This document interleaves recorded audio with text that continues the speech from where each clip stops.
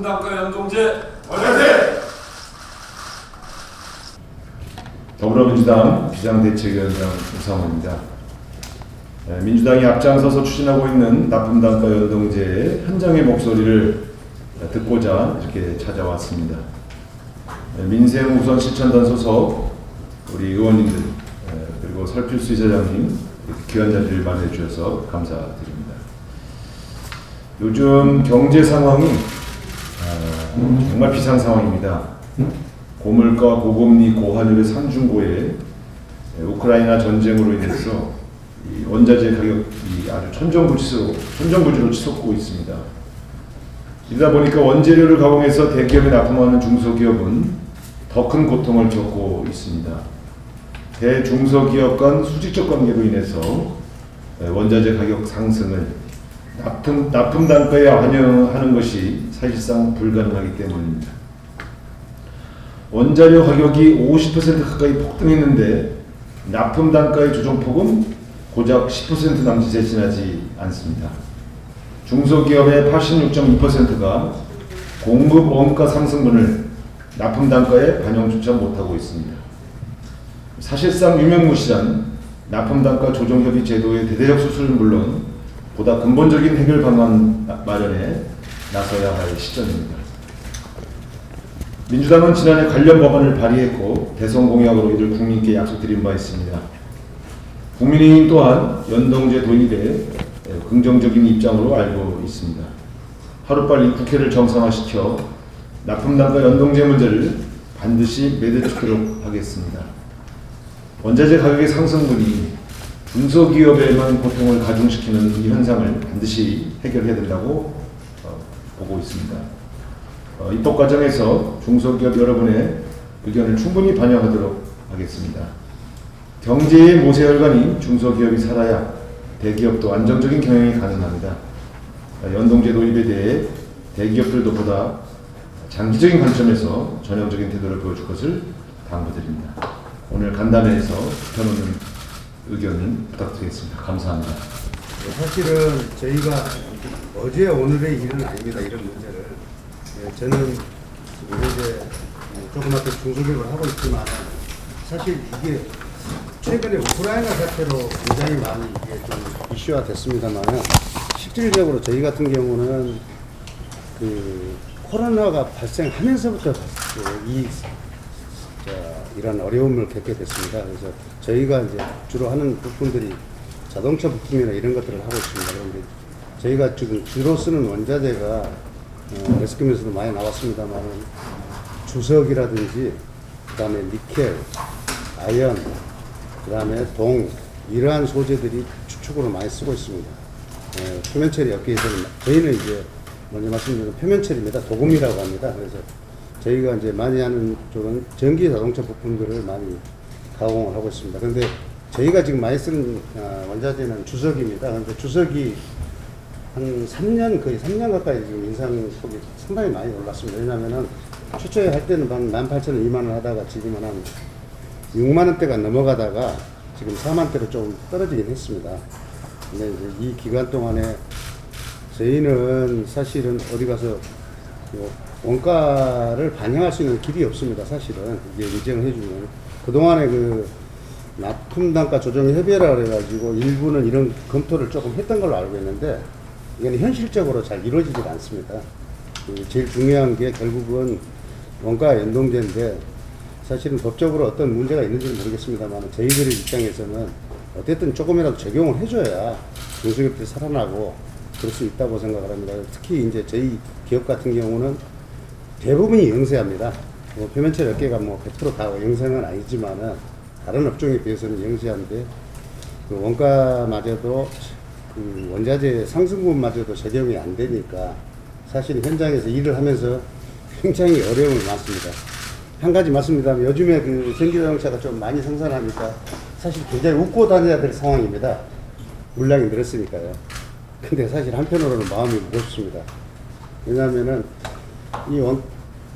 사실 그 이익 부분이 굉장히 적기 때문에 원자재 값에서 그건 다 상쇄돼 버리고 마는 그런 실정입니다. 그래서 솔직히 이제 중국이 셧다운 되면서 상해랑 이렇게 셧다운 되면서 오히려 일은 많이 하게 됐지만은 이런 게 반영이 안 되면서 그 어떤 직원들의 수고가 그냥 묻혀버리는 그런 상태들이 계속 되고 있습니다. 그래서 마침 또 오신다 그래서 저도 꼭 이런 말씀을 드리고 위원장님께서 좀 검토해 주시면 감사하겠습니다. 이상입니다. 금융사업은 2000년도부터 사실 그 가격이 금융 견적 자체가 변동이 없습니다. 그런데 이제 그거를 이제 저희들이 이제 극복하기 위해서 기술력 향상과 그 설비 투자로 인해서 금융 단가의 그 부족한 부분들을 메워오고 있었습니다. 그런데 코로나 사태가 터지면서 일거리 자체가 줄어들고 그러다 보니까 서로들 이 인건비라도 건지겠다는 그런 생각에서 굉장히 단가를 낮춰가지고 견적을 제시하고 그 견적을 또 이제 입찰제로 해가지고 견적을 받다 보니까 가장 싼 그 견적을 채택을 해가지고 거기에 이제 발주 주고 뭐 이러다 보니까 서로 아주 뭐 제살 깎아 먹기 식으로다가 견적을 그렇게 내고 수주를 받고 이런 상황에 있습니다. 그러면서 이번에 이제 뭐 우크라이나 사태도 있고 그러면서 인플레가 상승되고 고물가로 인해서 원자재가 30%에서 80%까지 인상이 됐습니다. 그래가지고 원자재 상승되고 또 인건비도 또 최저임금이 뭐 한 40% 이렇게 인상이 됐지 않습니까? 그러다 보니까 지금 금융업계에서는 정말 굉장히 이 보릿고개를 넘어가고 있는 그런 상황입니다. 그리고 금형과 사출은 이게 같이 갈 수밖에 없는 건데 금형을 제작을 해서 그 제작된 금형으로 사출 성형을 해가지고 대기업에 납품하고 중소기업에 이렇게 납품을 하고 있습니다. 그런데 납품을 하다 보면 요즘에는 하도 대기업에 이렇게 가격 연동제도 나오고 대기업에 자꾸 이제 푸시를 하다 보니까 그래도 조금은 반영을 해 주려고 합니다. 조금 반영을 해 주려고 하긴 하는데 턱없이 부족하고 그 반영을 받기 위해서는 여러 가지 과거에 있었던 견적서를 제시하고 가격이 인상된 부분들을 증명하고 뭐 여러 가지로 서류를 작성해서 제시해야지만이 그게 이제 통과가 돼서 겨우 뭐 그렇게 해봐야 아주 쥐꼬리만큼 이렇게 인상이 되는 건데 우리 중소기업 입장에서는 턱없이 부족하죠. 그리고 현대나 기아 자동차 거래를 하고 있는 그런 업체들은 현대 기아에서 바로 거래를 하는 업체들은 그래도 뭐 괜찮지만은 1차 벤더 그렇지만 1차, 2차 벤더를 통해서 금형을 수주받고 제품을 납품하고 하는 그런 업체들은 현대기아에서 1차, 2차 벤더의 어떤 가격 상승폭을 좀 이렇게 보전을 해준다 하더라도 거기에서 다 소진돼 버리고 2차, 3차로 넘어오면서는 이 가격 보상이 되질 않습니다. 그래가지고 그 사람들은 가격 인상해달라고 그러면은 인상해달라고 사실 말도 못하지. 거기도 힘들으니까 매출이 떨어지고 뭐 힘든 거 뻔히 아니까 거기다 인상해달라고 말도 못하지만은 사실 또 인상해달라고 얘기를 하면 인상해줄 수 있는 상황이 못 되니까 금형을 반납해라 뭐 이런 식으로 해버리면 일거리까지 다 뺏겨버리니까 그런 말을 할 수가 없는 그런 상황이고 다른 업체들도 거의 다 마찬가지입니다. 갑과 을의 그런 관계 아시지 않습니까? 단가를 인상해달라고 요청을 못하는 그런 많은 애로사항을 가지고 있으면서 지금 굉장히 힘든 시기를 겪고 있는 상황입니다. 이상입니다. 저희는 그 코로나 사태 이후에 제가 계산해 보니까 2020년 4분기 이후에 18개월 동안 원자재 가격 인상이 약 75% 정도 있었습니다. 근데 이게 뭐 한 번에 50% 오르고 그 다음에 안 오르면 괜찮은데 제가 요약을 해보니까 매 분기 10 내지 15%씩 계속 올라와 있어요.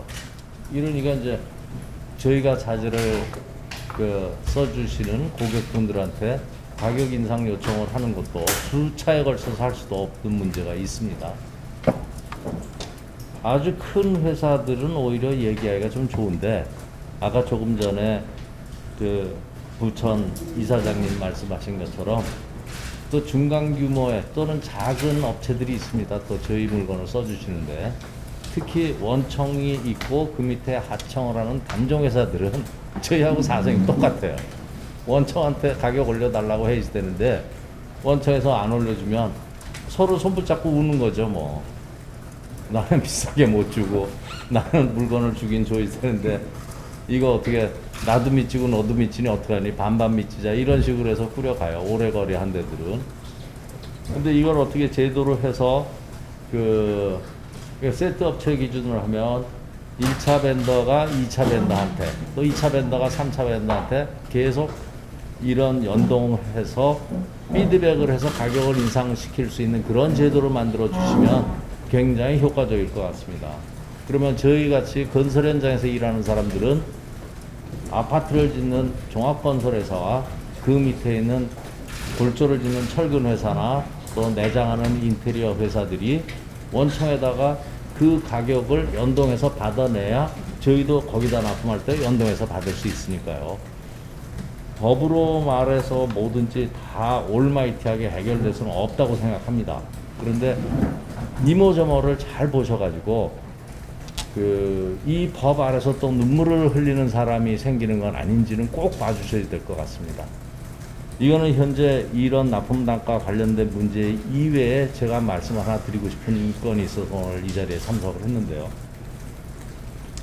2015년에 의정부 대봉아파트 화재 사건 이후에 국내에서 건축물의 외장재로 쓰이는 단열재는 난연 성능을 강화하기 시작했습니다. 그래서 2015년 1월에 대봉 화재가 났는데 국토부에서 법을 제정을 했어요. 높이가 22m가 넘는 건물의 바깥에는 콘크리트 동벽 바깥에 저희가 생산한 스티로폼을 쓰지 못하게 규제하기 시작했습니다. 거기까지는 괜찮았는데 2017년에 화재가 한번 또 났습니다. 제천 스포츠센터 화재 사건입니다. 그게 생기면서 높이를 9m 넘는 건물에는 바깥쪽에 단열재를 취부하지 못하게 법을 바꿨습니다. 중불연 소재를 쓰라고 하는데 그 중불연 소재를 국내에서 생산하는 회사는 KCC하고 X 하우시스 두 군데밖에 없어요. 이 회사들은 라인 조그만 거 하나라도 300억에서 1000억 정도 투자가 되는 공장만 생산할 수 있는 제품이기 때문에 저희는 도저히 할 수가 없는 그런 제품을 의무화한 거죠. 그런데 작년에 그거보다 더한 일이 또 생겼습니다. 심상정 의원께서 국토부에서 이 단열재 겉면에 난연 처리를 한 제품을 들고 나와서 이건 준불연이 아니다. 이거 띄고 제대로 된 준불연을 써라라고 하셔서 국토부에서 시급히 큰 문제라고 인식을 해서 법을 만들었습니다. 그게 건축물 피난 방화 등의 기준에 관한 규칙에 개정을 했는데 여기는 복합자재 화재 안전 성능의 규제와 외벽 마감재료 시험 기준의 강화입니다. 요거 규제 영향 분석서인데 저희 아이템의 전체 국내 매출 규모가 5, 6천억 수준인데 규제 영향 분석서에 제가 이거 보고 기절하려다 말았는데요. 규제 개요에 규제 적정성, 비용 편익 분석, 피규제자 비용, 순비용 4,513억 36억 8,500만 원. 매출만큼 지원비를 써야 제품을 인정을 받아서 팔 수 있는 그런 제도를 도입을 했어요. 그래서 현재 저희는 납품 단가를 올려주세요 보다는 이 제도에 빠져나가 있는 시장, 남아있는 요 시장이라도 지키려고 하다 보니까 가격 얘기는 하지도 못하죠, 이제는. 그래서 이 과다한 규제를 가지고 저희가 작년에 누차에 걸쳐서 정부 요로에 특히 중소기업 옴부즈만한테 가서 이런 규제가 과다합니다 라고 말씀을 드렸더니 좀 일찍 오시지 그랬습니까? 법이 제정이 돼서 어렵습니다. 그런 말씀을 하세요. 그러면서 예를 드는데 어떤 예를 말씀을 하시냐면 플라스틱 창호도 PVC 창호는 불이 붙을 확률이 있기 때문에 알미늄 사시로 다 바꾸려고 했는데 법을 조금 거기다가 뭘 첨가를 해서 쓸 수 있게 만들어줬다. 제가 법령 찾아봤습니다. 스프링쿨러를 창틀에서 60cm 안쪽에 스프링쿨러 구멍을 만들면 사용 가능하다. 그러니까 다 쓸 수 있게 만들어준 거예요. 근데 저희 같은 중소기업은 무슨 규제가 생기는지 또 규모도 작으니까 대응 능력도 떨어져서 돌을 하나 발길로 툭 찼을 뿐인데 맞았습니다. 저희가 개구리가 됐습니다. 그래서 오늘 이런 말씀을 드리고 앞으로도 이 문제에 대해서 저희 업계에서는 계속 투쟁을 할 수밖에 없는 상황이 된 것 같습니다.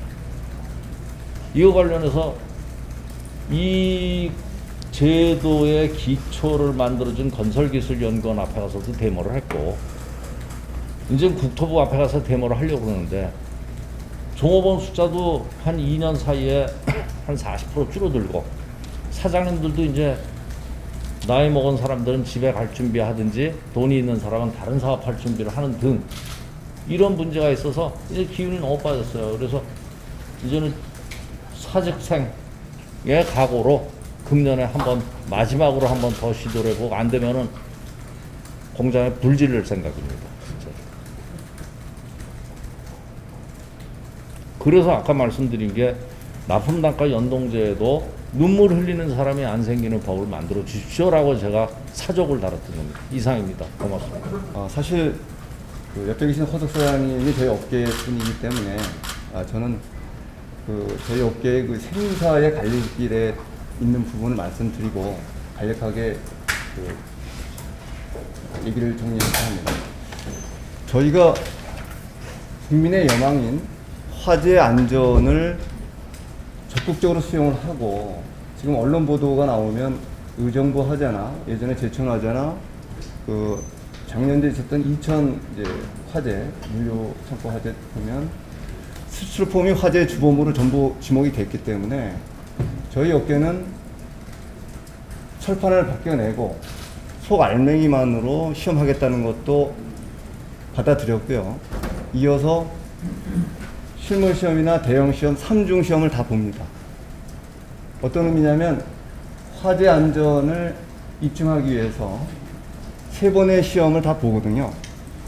그런데 아까 그 언급됐던 대기업, KCC나 벽산 같은 경우는 그 3가지 시험을 전부 면제를 해줍니다. 즉, 이 법이 2월 달에 시행이 됐는데 현재 KCC 벽산에 생산하는 이른바 그라솔이라고 표현하는데 유리 섬유 그 소재는 무기재질이라는 이유만으로 모든 시험을 면제해버립니다. 이를테면 뭐 이게 적절한 사례인지 모르겠지만 신라 시대 골품제처럼 진골, 성골, 육두품은 모든 과거 시험을 면제해주고 저희같이 지금 저희가 한 40% 인원도 감소가 됐지만 더 문제는 금년 내에 폐업의 존폐에 걸려 있습니다. 그래서 마지막 심정으로 민생을 우선하는 의원님들이 오신다 해서 제가 사실 낄 자리는 아닌 것 같고 대표님들이 얘기하셔야 되는데 업계 현안이 워낙 절박하고 더 문제는 저희가 이 문제에 대해서 국토부나 관련 기관에서 한 간담회에 수차례 참석을 해서 문제 제기를 했습니다. 이를테면 작년 10월 달에 대한건축학회 논문에 유리섬유가 재료 시험에 통과하지 못한다는 사례가 있거든요. 즉 화재 안전, 세이프티는 단 1%, 2%만 이어도 모든 성능 검증을 해야 되는 거지 않습니까? 국민의 생명과 재산이 걸려 있는 거기 때문에. 저희 업계는 모든 시험을 다 받아들이고 철판도 벗겨내고 속 알맹이만으로도 기술 개발을 통해서 성능에 도달했음에도 불구하고 유리섬유는 모든 시험을 면제해 주게 되니까 건설회사 단종 지금 마감 재료 하는 쪽에서는 당연히 금액이 단가가 더 비싼 그라스 의림에도 불구하고 스티로폼을 아예 안 쓰는 겁니다. 세 번의 시험을 보게 되는 어떤 복잡함, 규제 이런 문제 때문에 제가 지금 얘기하다가 마이크를 좀 잠깐 벗었는데 열이 확 올라서, 그러니까 대기업이 생산하는 그라스울은 모든 걸 면제해주고 저희 스티로폼은 화재에 취약하다는 문제 때문에 재료 성능 시험, 실물 시험, 실대형 시험 3중의 시험을 다 받아들이겠다 라고 저희가 국토부에다 약속을 했고 기술 개발을 해온 겁니다. 그런데 이런 기울어진 운동장이 존재하는 한 실내주택 골프문제랑 뭐가 틀리느냐, 단지 재료가 무기질이라서 면제를 해주고 저희 스티로폼은 유기질이라서 세 번의 시험을 보게 한다면 재료가 아닌 성능으로 평가를 해야 되는 것이 시대의 흐름이고 지금까지 성적으로 모든 걸 평가하는 현 시대하고도 맞지가 않습니다. 그래서 다시 한번 저희가 공정하게, 공정의 문제입니다, 이것은. 그래서 대기업도 3중 시험에 해당하는 재료 성능 시험, 실물 시험, 실대형 시험을 같이 받아서 국민의 여망인 화재 안전을 확보하고 담보할 수 있는 그런 계기가 되는 민생 우선되는 그런 정책에 다시 한번 절실히 사직 필생으로 말씀드립니다. 이상입니다. 조여상 전문 이거 말고도 다른 일 가지고 여러 차례 뵀는데 또 이렇게 뵀습니다. 우리 허석 대표님과 그리고 조여상 전무님 말씀 들으면 역시 현장에서 일어나고 있는 굉장히 많은 구체적인 사례들을 꼼꼼히 챙기지 못하면 정책이라는 것이 굉장히 무망하다. 결국 현장에 답이 있는데 정책을 만드는 사람들, 또 정부를 운영해 가는 사람, 특히 정당에 이런 문제를 고민하는 사람들이 현장을 놓고서 문제를 이야기한다는 것은 말이 안 된다. 현장에 답이 있다, 그런 생각을 다시 한번 하게 된 아주 좋은 계기인 것 같습니다. 저희가 특히 두 분 아주 구체적인 문제 말씀하신 부분도 잘 챙겨나갈 수 있도록 이렇게 노력하겠다는 말씀도 드리고, 제가 이제 을지로위원회 쭉 했으니까 여기 또 그 부분에 관심 많이 갖고 계신 분들 있으니까 구체적으로 문제도 좀 다시 접하고 상의하고 문제를 풀어나갈 수 있도록 노력하겠다는 말씀도 함께 드립니다. 오늘 주제가 납품단가 연동제인데, 납품단가 연동제는 정말로 시급하고 심각한 문제죠. 특히 최근에 우크라이나를 비롯해서 또 인플레이션이 아주 심화되면서 원자재 가격이 굉장히 올랐는데, 이것이 납품단가에 반영되는 비율이 86%가 미반영되어 있다는 통계도 있고, 어떤 통계는 4.6%만 반영되고 있다, 이런 통계도 있고 그렇습니다. 그러니까 거의 반영되고 있지 않는 것은 분명하고, 그것 때문에 정말 현장에서 비명소리가 일어나고 있는데,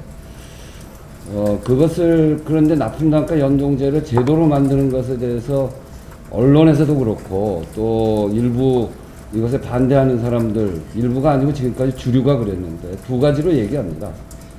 민간 기업 간의 거래 행위를 왜 정부가 개입하냐, 시장 원리에 반하는 거 아니냐, 이렇게 이야기를 하는데 참 틀린 얘기입니다.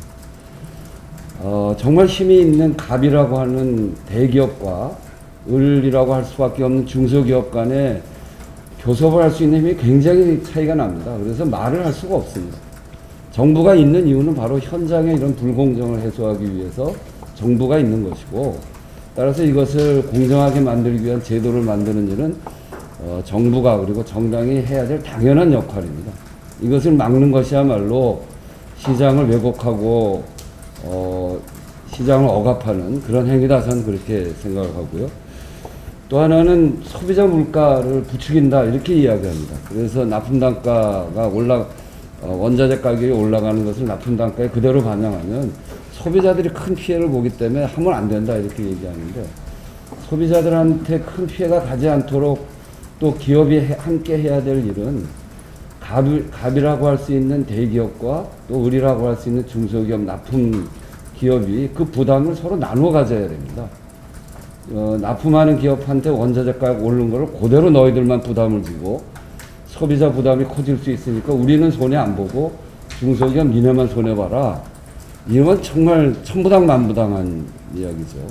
그래서 이것을 바로잡는 것이 납품단가 연동제를 해야 되는 정말 중소기업의 수건 사업인데, 사실 지난 대선 과정에 양쪽 후보, 큰 후보들이 다 공약을 했던 사항입니다. 기억하시겠지만 인수위에서 현실적으로 하기가 어렵다 그래서 공약 파기를 했어요.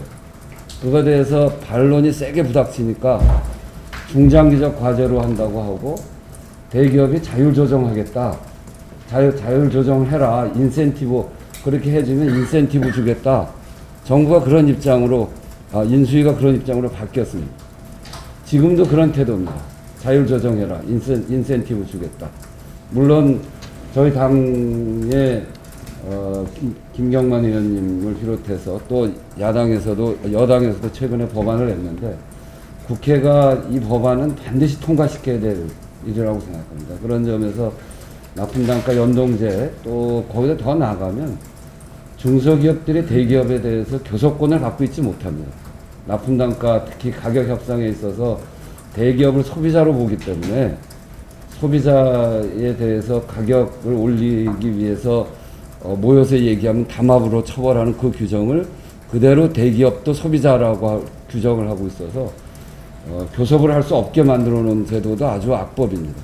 그래서 중소기업 교섭권과 납품단가 연동제, 이것은 반드시 이번 국회 정상화를 통해서 저희 민생을 중심으로 놓고 또 갑의 횡포를 막고 을의 눈물을 닦는 사회적 약자의 권리를 보호하는 저희 더불어민주당이 중소기업들과 함께 반드시 해결해야 된다, 이렇게 말씀드리면서 저도 그 일에 최선을 다하겠습니다. 이상입니다.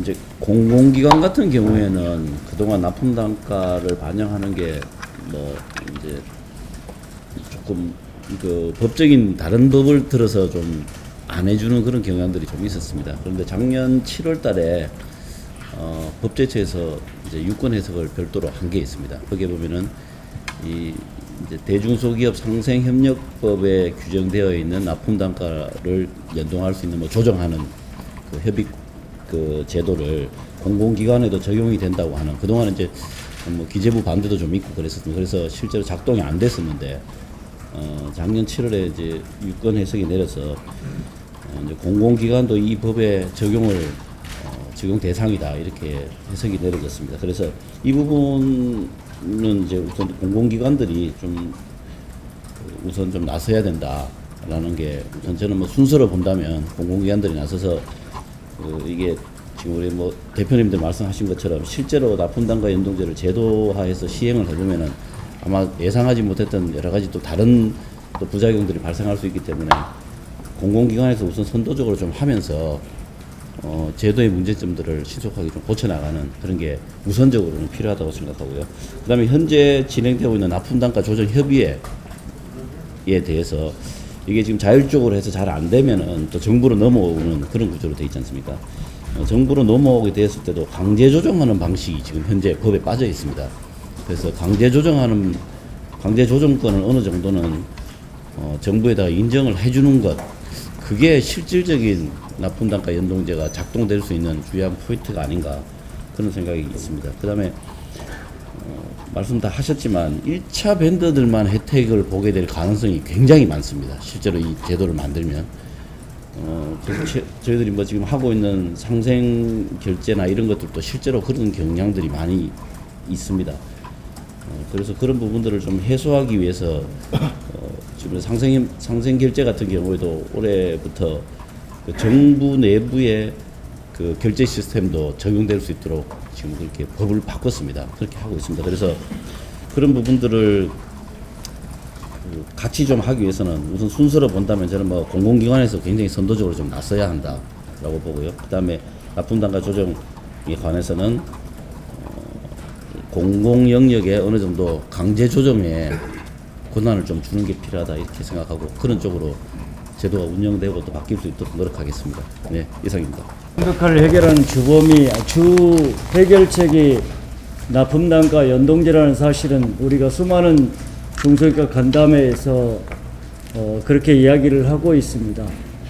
15년 전에 유가 인상 때, 유가 파동 때도 납품단가 연동제 도입에 대한 의견이 중소기업에서 많이 제기가 됐지만은 사실 그 조정협의체라는 이 제도로 개선을 해서 시행을 해왔습니다. 그렇지만 실제적으로 이 조정협의체조차도 중소기업계는 여러 가지 거래 단절을 우려해서 실제적으로 작동한 케이스가 한 건도 없다. 그래서 이제는 이렇게 코로나 이후에 원자재가 급등하는 이 시기에는 다시 한번 납품단가 연동제를 공히 도입해서 근본적 문제를 해결하는 방법밖에 없다. 이 부분에 대해서는 여야가 공히 동의를 하는 것 같습니다. 저희 당도 작년에 이 관련해서 상생법과 하도급법 개정안을 발의를 했고 국민의힘에서는 대선 공약까지 내걸었지만은 인수위에서 다소 후퇴하는 듯 했다가 중소기업의 강한 반발에 부딪혀서 최근에 그 관련 법안을 이제 발의를 하고 있는 상태입니다. 그래서 아마 이런 추세라면은 정부가 다소 미온적인 입장을 가지고 있습니다만은 하반기에 반드시 연동제 법안에 이 부분을 반드시 입법화할 필요가 있다라는 것에 대해서는 저희 당도 기본적인 입장을 가지고 있고요. 두 번째로는 지난번에 그 국민의힘의 이영 중소벤처기업 장관 청문회 시절에 제가 납품단가 연동제 도입에 대한 의지를 두 번, 세 번에 걸쳐서 물어본 바가 있습니다. 그래서 이영 장관께서 납품단가 연동제는 반드시 입법화하는데 기본적인 골격은 갖춰야 된다. 이 부분에 대해서 그 동의를 하신 바가 있고, 다만 이제 지금 말씀하신 여러 동의를 한 바가 있고요. 다만 이제 중소벤처기업하고 또 이 하도급법을 관장하는 공정거래위원회에 조금 온도차가 있습니다. 그래서 이 부분은 또 내일 모레 우리가 저희 국회에서 양정부 또 중기부와 공정위를 불러서 토론회 할 때 다시 한번 우리가 점검할 필요가 있고, 뭐 공정위도 많이 좀 스탠스에 변화가 있다라고 합니다만은 상생법과 하도급법이 반드시 개정이 돼야 그 납품단가 연동제 도입의 법이 완성이 되거든요. 그래서 그쪽에 그 동의를 이끌어낼 필요가 있다. 그래서 반드시 30일 또 내일 모레 토론회 할 때 우리 당에서 그 부분을 점검하겠다는 말씀을 드리고, 세 번째로는 우리가 이 연동제 법안은 민간의 대기업과 중소기업 또는 중견기업하고 적용되는 분야에 그 관련된 법안입니다. 그러니까 실제적으로 여기에 관련된 기업들은 한 50% 또는 45%에서 50% 정도가 하도급 관계에 있는 기업들이고 나머지는 독립기업인데, 이 독립기업들은 지금 말씀하신 이 공공조달시장에서 연동제를 비슷한 내용들이 들어가 있습니다. 예를 들어 우리 국가계약법이나 지방계약법에 그 3% 이상으로 이렇게 인상이 되면은 연동돼서 할 수 있는 근거는 마련이 되어 있거든요. 실제적으로 좀 작동 여부는 조금 퀘스천 마크입니다만은, 다만 지금 우리가 말씀하신 민간 연동제는 지금 이런 도금조합이나 플라스틱이나 이런 쪽에 적용되는 관련 법안이라는 것을 말씀을 드리고, 지금 말씀하신 플라스틱이나 이쪽에서 말씀하신 규제 하나 부분, 이 부분은 또 연동제하고는 별도로 좀 들여다봐야 될 부분인 것 같습니다. 그래서 그것은 국토부와 수차례 간담회도 하셨지만은 생명과 화재에 관련된 부분이라 상당히 좀 조심스럽게 어프로치할 부분입니다만 조금 더 세심하게 들여다보면서 우리가 살펴봐야 될 것 같습니다. 마치겠습니다. 방금 이전에 말씀 주신 조효상 전무님하고 허석 대표님의 말씀 잘 들었고요. 아까 김경만 의원님께서 말씀 주신 것처럼 어떤 법안을 만들 때에는 그에 관련되어서 좀 사각지대가 발생할 수밖에 없는 상황들이 있습니다. 그에 대한 부분까지 세심하게 살펴서 따로 이 회의 끝나고 따로 서로 연락처 받아서 그 내용에 대해서 다시 한번 살펴보고요. 그리고 상임위 국회가 정상화되면 제가 상임위가 국토교통위원회에 다시 갈지는 모르겠지만 다시 한번 살펴서 살펴보겠습니다. 감사합니다. 9988 123이라고 전체 기업 수의 99%, 고용의 88%를 담당하는 중소기업이 9988 123 하루 이틀 하다 3일째 죽을지도 모른다. 이게 현실이라는 얘기 많이 들었습니다. 그 다음에 1, 2년 하다가 3년째 죽을지도 모른다. 이런 얘기를 간담회할 때 많이 듣고 또 그걸 해결하기 위해서 노력을 해왔는데 큰 변동은 없는 것 같아요. 아까 이사장님이나 말씀해 주신 사항을 보면 우리나라의 대기업과 중소기업 간의 납품단가를 받아들이는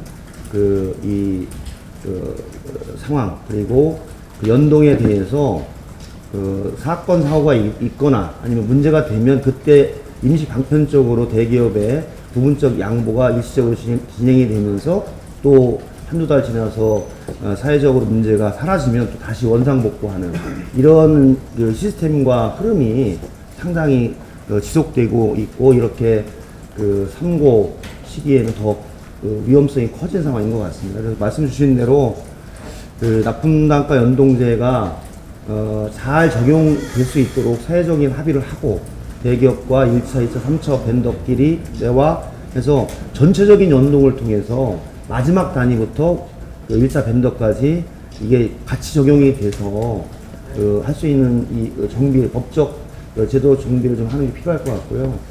저도 뭐 그런 부분에 있어서 우리가 상생법, 하도급법 관련한 논의들을 해왔는데 너무 디테일한 분야 속에서 또 그런 납품단과 연동과 무관한 다른 외적인 요소들도 아까 말씀하셨듯이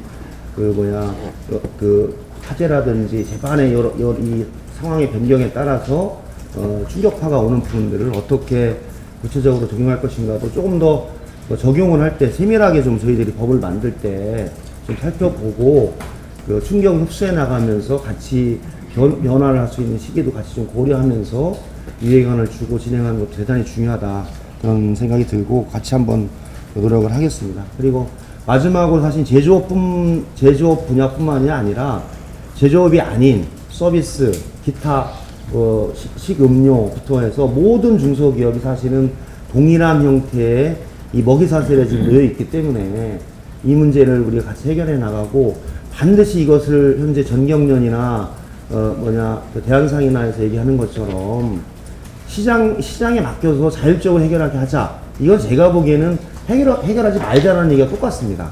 저는 강자와 약자, 갑과 을의 관계에서 시장 자율로 놓고 알아서 해결하자. 이게 그 시장 자본주의다. 이렇게 해버리면 사실 답이 없는 거고 그냥 현행대로 하겠다는 거라서 이 문제에 관해서는 조금 더 전문가라든지 전체 사회적으로 같이 좀 흐름을 만들어 나가는 일들을 같이 해나가는 게 필요하다, 이런 생각이 들고 저희 국회에서도 관련한 논의라든지 이런 부분도 해나갈 수 있도록 노력하겠습니다. 고맙습니다. 워낙에 앞서서 여러 의원님들이 구체적으로 말씀을 해주셔서 제가 크게 보탤 말씀은 없을 것 같습니다. 그런데 저도 역시 현장에 나와봐야 된다는 게 그 원자재 가격이 얼마나 상승했는가, 아까 말씀하시니까 뭐 18,000원, 2만원에서 6만원으로 갔다가 4만원으로 조금 내려오긴 했는데, 이런 말씀이랄지, 그 다음에 사실은 우크라이나 러시아 전쟁 이후부터 이렇게 저희는 주목을 했었는데 코로나 이후부터 상황이 많이 달라졌더라고요. 어찌 보면 그 중국과 미국의 경제 패권 전쟁 이런 것들로부터 서서히 이런 조짐들은 시작됐다라고 생각을 합니다. 그래서 이것이 이제는 뭐 하루 이틀로 끝날 일이 아니게 될 가능성이 크다는 것이 더욱더 좀 걱정스러운 면인 것 같습니다. 이제 아까 뭐 설명을 해 주셨듯이 우선은 공공 부분에 있어서 법제처에서 명확한 해석이 나왔기 때문에 우선 해석이 나온 것부터 분명하게 하는 것, 이것이 저희 첫 번째 목표입니다. 그 다음에 유명무실하게 진행되고 있지만 그럼에도 납품담가 조정협의회에 또 강제 조정권을 부여할 수 있는 방법도 같이 논의해 봐야 될 것 같습니다. 그래서 관련해서 저희가 30일 날 오후 2시에 내일 모레입니다. 국회에서 관련 토론회가 있습니다. 특히 뒤쪽에서 오늘도 정말 저는 또 이렇게 많은 언론에서 와 주실지 몰랐는데요. 지속적으로 언론에서 관심을 좀 가져주시길 바랍니다. 저희 당한테 관심 가져달라 이런 말씀이 아니고요. 이 문제에 정말 지속적으로 관심을 가져달라 이런 말씀. 당에도 관심을 가져. 근데 조금 인상적이었던 말씀이 저희가 이제 법안 관련 토론회를 하는데요.